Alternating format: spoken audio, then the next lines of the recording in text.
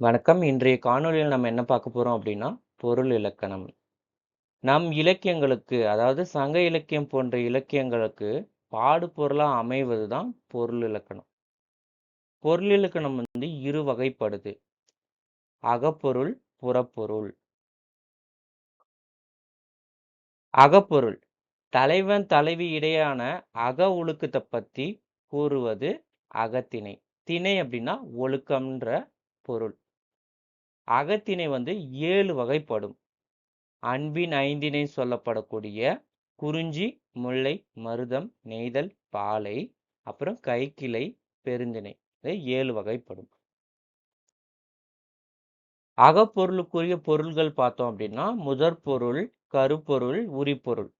முதற்பொருள் அப்படின்றது அக ஒழுக்கம் நிகழ்வதற்கு காரணமான நிலமும் பொழுதும் முதற்பொருள் எனப்படும்.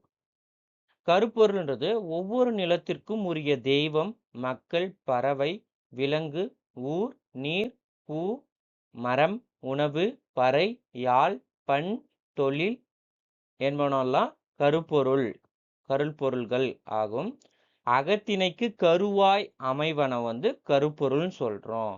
ஒவ்வொரு நிலத்திற்கும் உரிமையுடையதாகிய ஒழுக்கமே உரிப்பொருள்னு சொல்றோம். முதல் பொருள்ல ஐவகை நிலங்கள்: குறிஞ்சி, முல்லை, மருதம், நெய்தல், பாலை. குறிஞ்சின்றது மலையும் மலை சார்ந்த இடமும், முல்லைங்கிறது காடும் காடு சார்ந்த இடமும், மருதம்ங்கிறது வயலும் வயல் சார்ந்த இடமும், நெய்தல்ன்றது கடலும் கடல் சார்ந்த இடமும், பாலைன்றது மணலும் மணல் சார்ந்த இடம். முதல் பொருள்ல பொழுதுகள். பொழுது வந்து இரு வகைப்படும். பெரும்பொழுது, சிறும்பொழுது. பெரும்பொழுதுன்றது ஒவ்வொரு பெரும்பொழுதும் 2 மாத கால அளவு உடையது. சிறுபொழுது ஒரு நாளின் 6 கூறுகளும் சிறுபொழுது எனப்படும். ஒவ்வொரு சிறுபொழுதும் 10 நாழிகைகள் கால அளவை உடையது. ஒரு நாள் என்பது 60 நாழிகைக்கு சமம். 1 மணி நேரம் என்பது 2½ நாழிகைக்கு சமம். இப்ப பெரும்பொழுதுன்றது கார்காலம், குளிர்காலம், முன்பனிக்காலம், பின்பனிக்காலம், இளவேநீர் காலம், முதுவேநீர் காலம்னு 6 பெரும்பொழுதுகள் இருக்கு. கார்காலம்ன்றது ஆவணி, புரட்டாசி. குளிர்காலம்ன்றது ஐப்பசி, கார்த்திகை. முன்பனி காலம்ன்றது மார்கழி, தை. பின்பனி காலம்ன்றது மாசி, பங்குனி. இளவேநீர் காலம்ன்றது சித்திரை, வைகாசி. முதுவேநீர் காலம்ன்றது ஆனி, ஆடி. சிறுபொழுது பார்த்தோம்னா காலை, நண்பகல், ஏற்பாடு, மாலை, யாமம், வைகறை. காலைங்கிறது காலை 6 மணி முதல் காலை 10 மணி வரை. நண்பகல்ன்றது காலை 10 மணி முதல் பிற்பகல் 2 மணி வரை. ஏற்பாடுன்றது பிற்பகல் 2 மணி முதல் மாலை 6 மணி வரை. மாலைன்றது மாலை 6 மணி முதல் இரவு 10 மணி வரை. யாமம்ன்றது இரவு 10 மணி முதல் இரவு 2 மணி வரை. வைகறைங்கிறது இரவு 2 மணி முதல் காலை 6 மணி வரை. எல்லாத்துக்கும் 4 மணி நேரம் பொதுவா அமையுது. இப்போ பொழுதுகள் பார்த்தாச்சு. எந்தெந்த திணைக்கு எந்தெந்த பொழுதுகள் வரும் அப்படின்னு பார்ப்போம். திணையும் பொழுதும். திணை குறிஞ்சிக்கு வந்து பெரும்பொழுதா அமைகிறது வந்து குளிர்காலமும் முன்பனி காலமும். சிறுபொழுதா வந்து யாமம் வந்து அமையுது. முல்லை திணைக்கு வந்து கார்காலம் பெரும்பொழுதாவும் சிறுபொழுதா மாலையும் அமையுது. மருதம்க்கு 6 பெரும்பொழுதுகளும் வருது. சிறுபொழுது வைகறை. நெய்தலுக்கு வந்து 6 பெரும்பொழுது, சிறுபொழுது வந்து ஏற்பாடு. பாலைக்கு வந்து இளவேனில், முதுவேனில், பின்பனி காலம் வருது. பெரும்பொழுதா அமையுது. சிறுபொழுது வந்து நண்பகல் வந்து அமையுது. கருப்பொருள். குறிஞ்சிக்குரிய தெய்வம் வந்து சேயோன், முருகன். முல்லைக்குரிய தெய்வம் வந்து மாயோன், திருமால். மருதத்துக்குரிய தெய்வம் வந்து வேந்தன், இந்திரன். நெய்தலுக்குரிய தெய்வம் வந்து வருணன். பாலைக்குரிய தெய்வம் வந்து துர்க்கை, காளி, கொற்றவை. குறிஞ்சிக்குரிய மக்கள் வந்து குறவன், குறத்தியர், காணவர். முல்லைக்குரிய மக்கள் வந்து இடையர், இடைச்சியர், ஆயர், அயச்சியர். மருதம்குரிய மக்கள் வந்து உழவர், உலத்தியர், கடையர், கடைச்சியர். நெய்தலுக்குரிய மக்கள் வந்து நுளையர், நுழைச்சியர், பரதர், பரத்தியர். பாலைக்குரிய மக்கள் வந்து எயினர், எயிற்றியர், மறவர், மறத்தியர். குறிஞ்சிக்குரிய பறவை வந்து கிளி, மயில். முல்லைக்குரிய பறவை வந்து காட்டுக்கோழி. மருதப்புக்குரிய பறவை வந்து நாரை, மகன்றில், அன்னம், நீர்க்கோழி, குருகு. நெய்தலுக்குரிய பறவை வந்து கடற்காகம், நீர்க்காக்கா. பாலைக்குரிய பறவை வந்து புறா, பருந்து, கழுகு. குறிஞ்சிக்குரிய விலங்கு வந்து சிங்கம், புலி, கரடி, யானை, பன்றி. முல்லைக்குரிய விலங்கு வந்து மான், முயல், புலி. மருதம்குரிய விலங்கு வந்து எருமை, நீர்நாய். நெய்தலுக்குரிய விலங்கு வந்து சுறாமீன், முதலை. பாலைக்குரிய விலங்கு வந்து செந்நாய், வலிமையிழந்த புலி, வலிமையிழந்த யானை. குறிஞ்சிக்கு ஊர் வந்து சிறுகுடி. முல்லைக்கு ஊர் வந்து பாடி, சேரி. மருதம்க்கு வந்து ஊர் வந்து பேரூர், மூதூர். நெய்தலுக்கு ஊர் வந்து பாக்கம், பட்டினம். பாலைக்கு ஊர் வந்து குறும்பு. குறிஞ்சிக்கு நீர் வந்து அருவி நீர், சுனை நீர். முல்லைக்கு நீர் வந்து குறுஞ்சுனை, காணாறு, காட்டாறு. மருதத்துக்குரிய நீர் வந்து ஆற்று நீர், கிணற்று நீர், குளத்து நீர். நெய்தலுக்குரிய நீர் வந்து உவர் நீர்க்கேணி, சுவர் நீர்க்கேணி, மணற்கேணி, உவர்களி. பாலைக்குரிய நீர் வந்து நீரில்லா குழியும், கிணறு. குறிஞ்சிக்குரிய பூ வந்து வேங்கை, காந்தல், குறிஞ்சிப்பூ. முல்லைக்குரிய பூ வந்து முல்லை, பிடவம், தோன்றி, குள்ளை. மருதம்குரிய பூ வந்து தாமரை, குவளை, செங்கழுநீர். நெய்தலுக்குரிய பூ வந்து நெய்தல், தாழை, புன்னை. பாலைக்குரிய பூ வந்து குறாம்பு, மராம்பு, பாதிரி, குரவம். குறிஞ்சிக்குரிய மரம் பார்த்தோம் அப்படின்னா சந்தனம், தேக்கு, அகில், மூங்கில், வேங்கை. முல்லைக்குரிய மரம் பார்த்தோம் அப்படின்னா கொன்றை, காயா, குருந்தம். மருதம்க்கு வந்து மரம் வந்து மருதம், வஞ்சி, காஞ்சி. நெய்தல் வந்து மரம் வந்து புன்னை, ஞாழல், தாழை.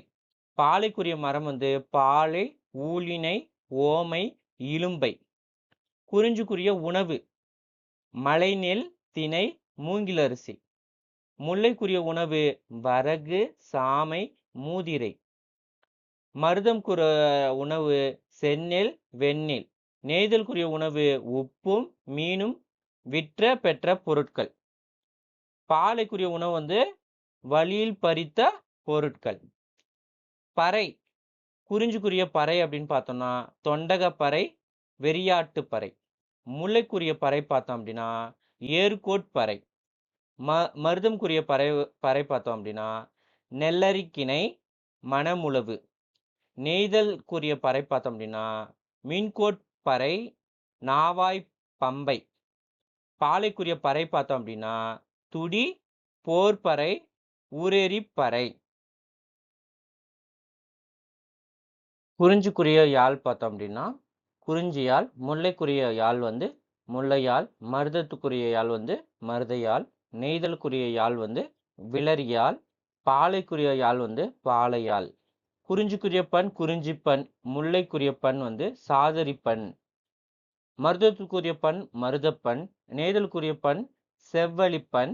பாலைக்குரிய பண் வந்து பஞ்சுரப்பண். குறிஞ்சிக்குரிய தொழில் பார்த்தோம் அப்படின்னா வெறியாடல், மலைநெல் விதைத்தல், தேன் எடுத்தல், கிழங்கு அகழ்தல், திணை காத்தல். முல்லைக்குரிய தொழில் வந்து சாமை, வரகு விதைத்தல், களை கட்டல், அரித்தல், ஆணிரை மேய்த்தல்.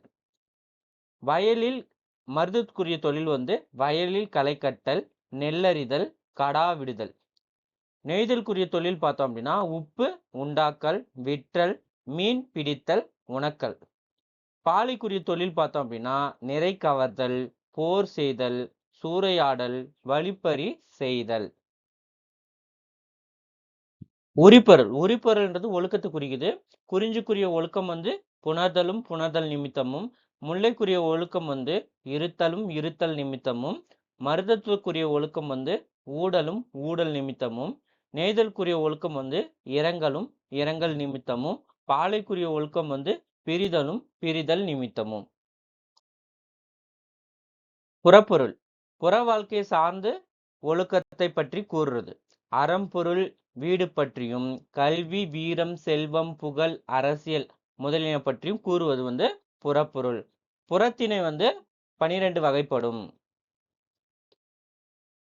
அந்த 12 வகை என்னன்னு பார்ப்போம்.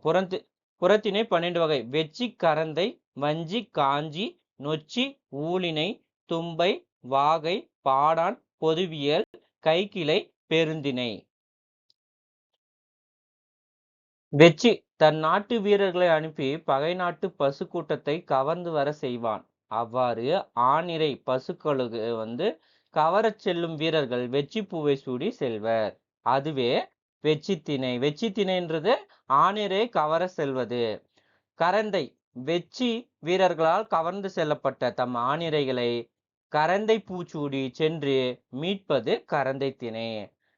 வஞ்சி மண்ணாசையால் பகைவர் நாட்டை கைப்பற்ற கருதி அவன் வஞ்சி பூவை சூடி போருக்கு செல்வது வஞ்சித்திணை. காஞ்சி தன் நாட்டை கைப்பற்ற வந்த மாற்றரசனோடு காஞ்சி பூவை சூடி அரசன் எதிர்த்து போர் புரிவது காஞ்சித்திணை.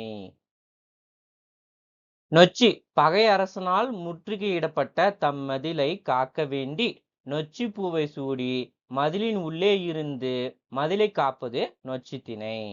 ஊழினை ஊழினை பூவை சூடிய தன் வீரர்களுடன் மாற்றரசன் கோட்டைக்குள் புகுந்து மதிலை சுற்றி வளைத்தல் ஊழினை திணை. தும்பை பகை வேந்தர் இருவர் வெற்றி ஒன்றையே கருதி போர்க்களத்தில் தும்பை பூச்சூடி போர் புரிதல் தும்பை திணை. வாகை போரில் வெற்றி பெற்ற மன்னன் வாகை பூச்சூடி மகிழ்வது வாகை திணை.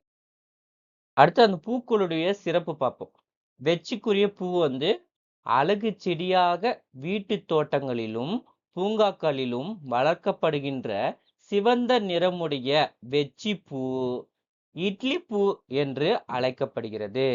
கரந்தை கரந்தை பூ வந்து சிறிய முட்டை வடிவில் கொத்து கொத்தாக பூக்கக்கூடிய கரந்தை ஒரு சிறிய செடி.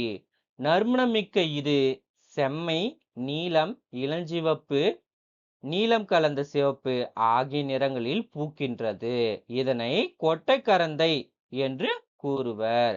அடுத்து வஞ்சி பளபளப்பான மெல்லிய பூவின் இதழ்களில் வெள்ளிய பஞ்சு போன்று நுண்மயிர் அடர்ந்த வஞ்சி. அடுத்து காஞ்சி கொத்து கொத்தாக பூக்கும் நீல நிற மலர்கள் கொண்ட அழகான மனமுள்ள காஞ்சி என்பது ஒரு வகை குறுமரம். ஊழினை பூ வேலிகளில் ஏறி படரும் நீண்ட கொடியே ஊழினை கொடி. இதன் கூட்டிலைகளும் மலர்களும் சிறியவை.